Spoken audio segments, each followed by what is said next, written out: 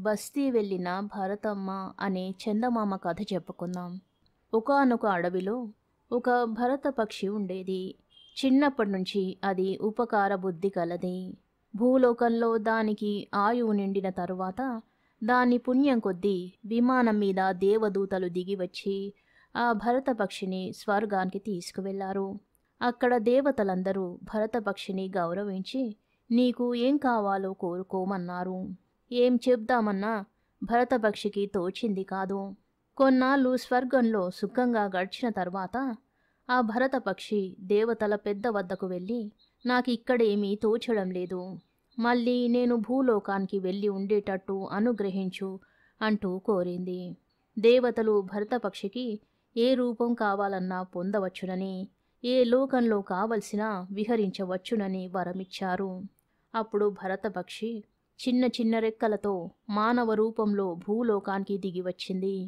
దిగివచ్చి మళ్ళీ తన అడవిలో మామూలు స్థలంలో ఇల్లు కట్టుకొని కాలక్షేపం చేస్తూ ఉంది. ఇలా ఉండగా ఒక రోజున భరతమ్మకు చిన్నప్పటి సంగతి ఒకటి జ్ఞాపకం వచ్చింది. చిన్నప్పుడు భరతమ్మ బస్తీలో ఉండే తాతగారింటికి వెళ్ళిందట. ఆ బస్తీలో ఎన్నో సౌకర్యాలున్నాయి, ఎన్నో వినోదాలున్నాయి. అందుచేత అక్కడ తోచకపోవడం అనేది ఉండదు. ఎప్పుడూ ఆనందంగా కాలం గడపవచ్చు. ఇప్పుడు భరతమ్మకు ఆ చిన్ననాటి ముచ్చట జ్ఞాపకం రావడంతో బుద్ధి మళ్ళింది.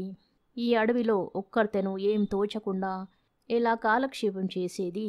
బస్తీలో మా తాతగారింటికి వెళతాను, అన్ని సౌఖ్యాలు అనుభవిస్తూ అక్కడే ఉండిపోతాను.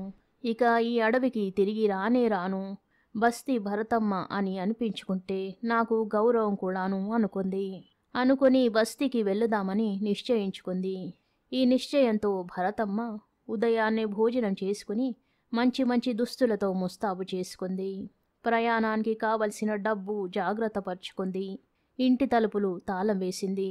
తాళం చెవి కిటికీ ఊచలలో దాచింది.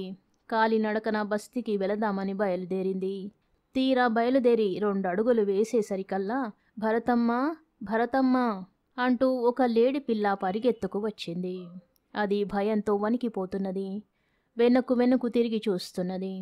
ఏమమ్మా లేడమ్మా, ఇలా వచ్చావు అని లేడి పిల్లను అడిగింది భరతమ్మ. ఏమిటేమిటి, మన అరణ్యంలో వేటగాండ్రు ప్రవేశించారు. తుపాకీలు చేత పట్టుకొని కనబడ్డ జంతువునల్లా తరుముకు వస్తున్నారు. నన్ను కాస్త నీ ఇంట్లో తలదాచుకొనిస్తావా భరతమ్మ అని బతిమాలుకుంది. సరే జాలిగుండగల భరతమ్మ దాచుకున్న తాళం చెవి బయటకు తీసి తలుపు తాళం తెరిచి లేడి పిల్లను లోపల ప్రవేశపెట్టి, అమ్మడు, పెరట్లో సమస్తమైన కూరలు ఉన్నాయి, ఫలజాతులు ఉన్నాయి, నీ ఇష్టం వచ్చినట్టు స్వేచ్ఛగా ఉండు అని చెప్పి మళ్ళీ తలుపు తాళం వేసుకుని తాళం చెవి కిటికీ ఊచలలో దాచుకుని బస్తీలో తాతగారింటికని బయలుదేరింది. తీరా బయలుదేరి 2 అడుగులు వేసేసరికల్లా భరతమ్మ భరతమ్మ అంటూ ఒక దీనాలాపం వినిపించింది. మళ్ళీ ఎవరో ఆపదలో చిక్కుకొని ఉంటారని అనుకుంది భరతమ్మ. అనుకున్నట్టుగానే చూడగా ఒక బాతు ఉరకలు వేసుకుంటూ తన ఇంటికి రావడం కనిపించింది. ఏవమ్మా బాతమ్మ, ఇలా వచ్చావు అని అడిగింది భరతమ్మ. ఏమిటేమిటి, మా వాళ్ళంతా కొలనుకు స్నానానికి వచ్చారు. నేను జలకాలాడే సరదాలో వాళ్ళు రమ్మనగానే తిరిగిపోలేదు. వాళ్ళు ఇళ్లకు వెళ్ళిపోయారు, నేను తప్పిపోయాను అని చెప్పింది. అందుకు భరతమ్మ బాతును బుజ్జగించి, బాతమ్మ, నీకు వచ్చిన భయమేమీ లేదు. మా పెరట్లో పెద్ద కొలను ఉన్నది. ఆ కొలనులో నీ ఇష్టం వచ్చినట్టుగా జలకాలాడుకోవచ్చు. నీకు లేడమ్మ సాయం ఉంటుందిలే.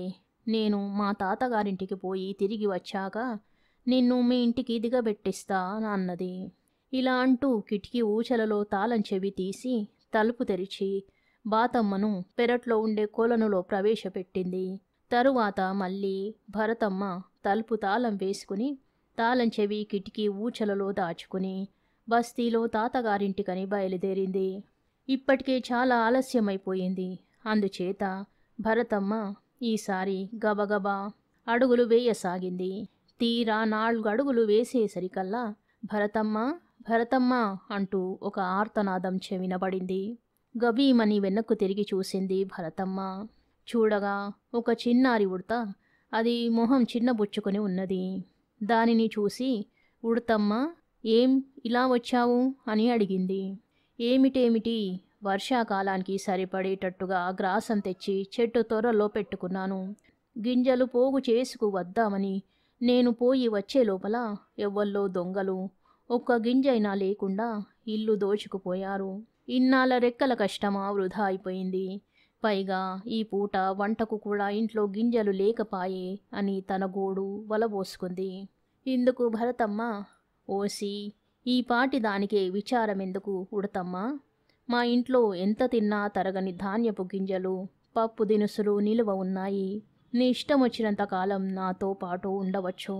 నేను మళ్ళీ వచ్చేదాకా నీకు లేడమ్మా, బాతమ్మ, సాయం కూడా ఉంటారు అని చెబుతూ కిటికీ ఊచలలో నుంచి తాళం చెవి తీసి తలుపులు తెరిచి ఉడతమ్మను గదిలో గాదెల దగ్గర ప్రవేశపెట్టింది. భరతమ్మ మళ్ళీ తలుపు తాళం వేసి తాళం చెవి కిటికీ ఊచలలో దాచింది. తాతగారింటికని మళ్ళీ బయలుదేరింది. తీరా ఇంకిప్పుడు సాయంకాలం అయిపోయింది. బయలుదేరి ఒక్కడుగు వేసిందో లేదో భరతమ్మ మనసు మారిపోయి ఇంటికి మరలి వచ్చింది. కిటికీ ఊచలలో దాచిన తాళం చెవి తీసింది. తలుపులు తెరిచింది. దుస్తులు విప్పి ముస్తాబు తీసివేసింది. హాయిగా పడక కుర్చీలో కూర్చుంది.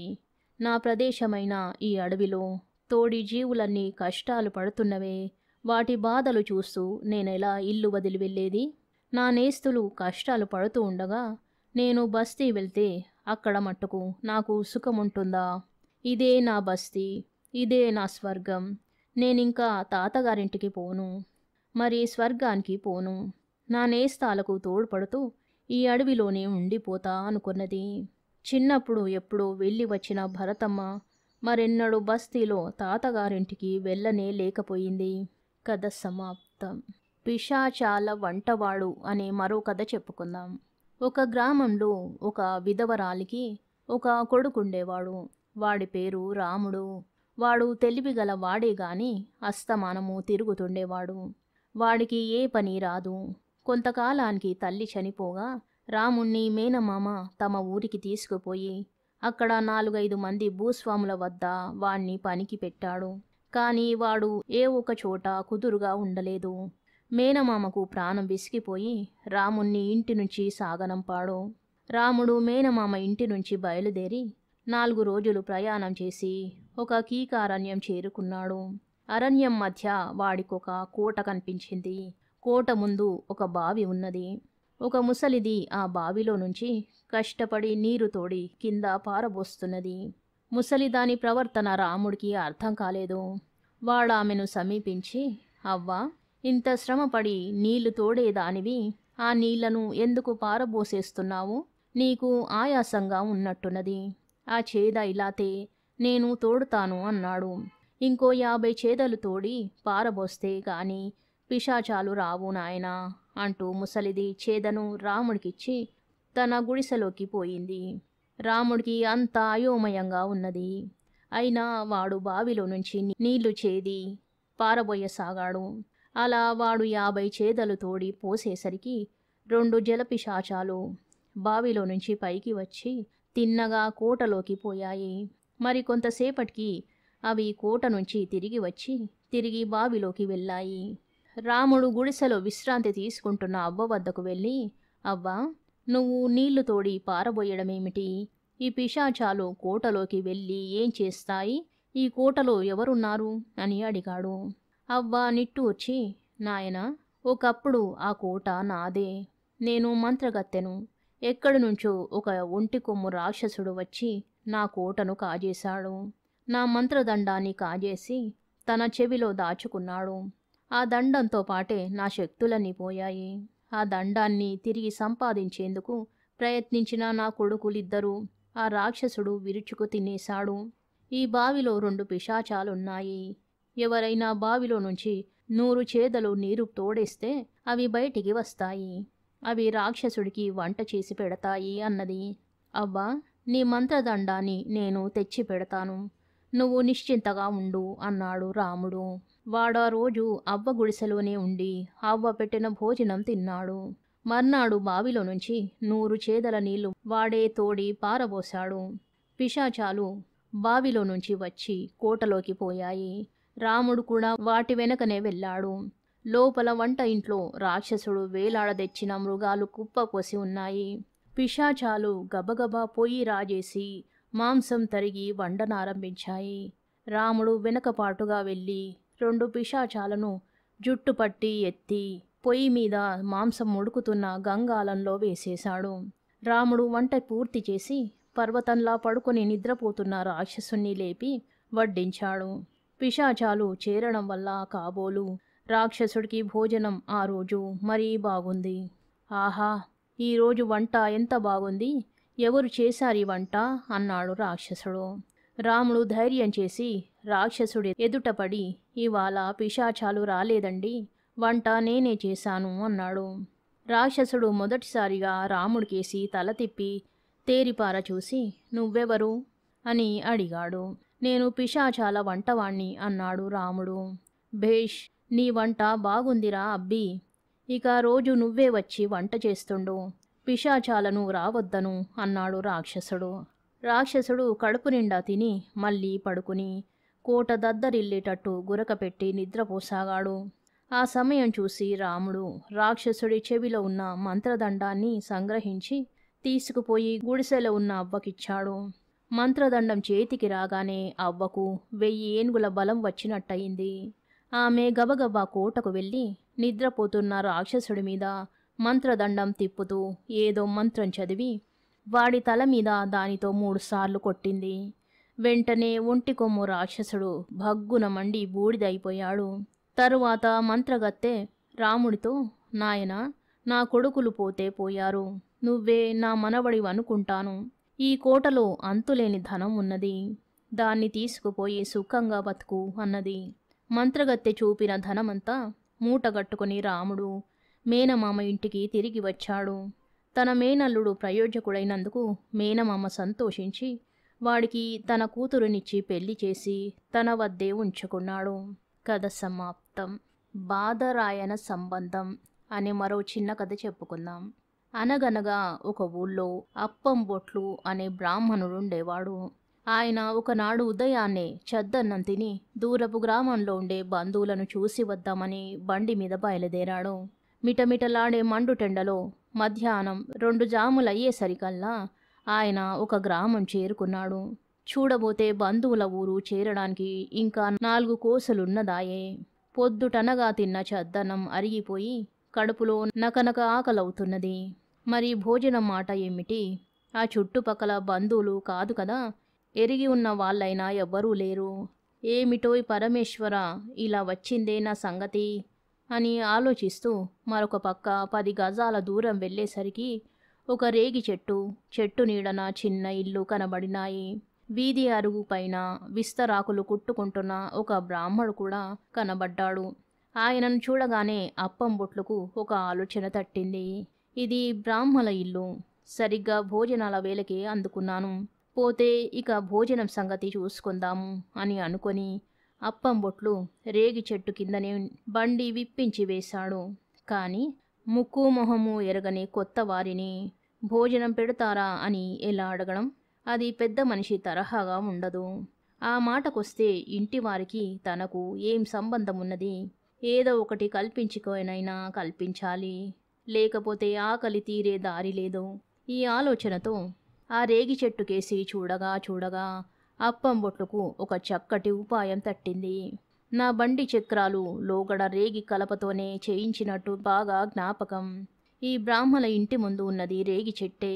నిజానికి పూర్వజన్మ సంబంధం ఏదో ఉండబట్టే ఇప్పుడు మా ఉభయుల మధ్య ఈ బదరిక సంబంధం ఏర్పడింది. వారితో పరిచయం చేసుకోవడానికి ఇంతకు మించిన చుట్టరికం ఏం కావాలి అని అనుకుని సంతోషించాడు. ఒకవేళ ఇంటివారు మన బంధుత్వం ఏమిటండి అని అడిగినప్పటికీ టకీమని జవాబు చెప్పేయవచ్చునని నిశ్చయించుకున్నాడు. ఈ నిశ్చయంతో అప్పం బొట్లు చెరచెర నడవలోకి పోయి బట్టలు విడిచి పాగా కొయ్యకు తగిలించి అంగాస్త్రంతో స్నానానికని నూతి వద్దకు వెళ్ళాడు. అంత చనువుగా ప్రవేశించిన అప్పం బొట్లును చూసి వీధి అరుగు మీద విస్తరాకులు కుట్టుతూ కూర్చున్న ఇంటి యజమాని బహుశా ఆయన తన భార్య వంక బంధువై ఉంటాడని అనుకొని తన పని తాను చూసుకుంటున్నాడు. స్నానం కాగానే మడి కట్టుకుని భోజనానికి తయారైన అప్పం బొట్లుని చూసి, ఓహో, ఈయన నా భర్త వంక బంధువు కాబోలు. వారే లోపలికి పంపించి ఉంటారు. తగు విధంగా మర్యాద చెయ్యకపోతే బాగుండదు అనుకుని ఇంటావిడ ఏ లోపము రాకుండా భోజనం పెట్టింది. భోజనమైన తరువాత అప్పం బొట్లు నడవలో ఖాళీ మంచం పైన పడుకొని బడలిక తీర్చుకున్నాడు. పొద్దు దిగి కొంచెం చల్లబడగానే బట్టలు వేసుకుని ఆయన మళ్ళీ బండి కట్టించాడు. అంత అకస్మాత్తుగా ప్రయాణమైపోతున్న అప్పం బొట్లును ఇంటి యజమాని చూసి ఆశ్చర్యపడ్డాడు. వెంటనే భార్యను పిలిచి, ఆయన నీకు ఏ వరసవాడు? వచ్చి రావడంలో అంత తొందరగా వెళ్ళిపోతున్నాడేమిటి? ఈ రాత్రికి ఉండమనలేకపోయావా అని అన్నాడు. అయ్యో, బాగానే ఉంది. ఆయన నాకు ఏ వరసవారు కాదు. అసలింతకీ ఆయనెవరో నాకు తెలియదు. మీ తరఫు బంధువేమో అని నేను పలకరించలేదు అని ఆమె బదులి చెప్పింది. ఆయనెవరూ నాకు అంతకంటే తెలియదు.